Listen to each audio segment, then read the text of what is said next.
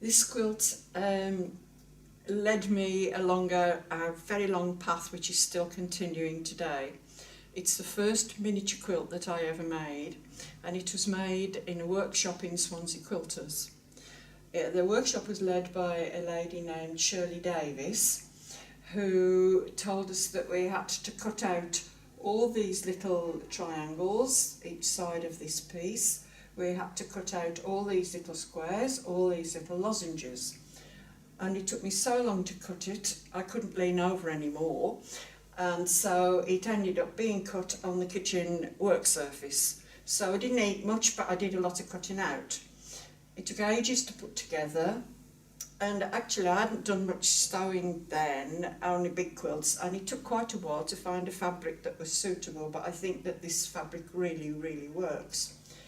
Blue is not one of my favourite colours, although I'm wearing it all over, but at the time it wasn't.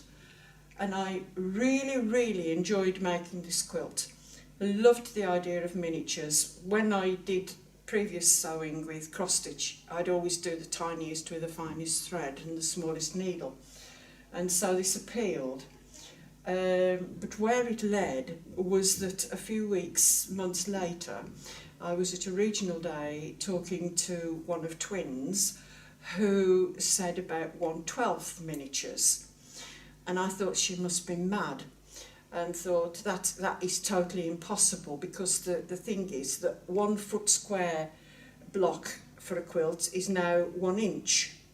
But the idea just wormed into my brain, and eventually I thought, I've just got to try it, even if it's only to prove that I can't do it.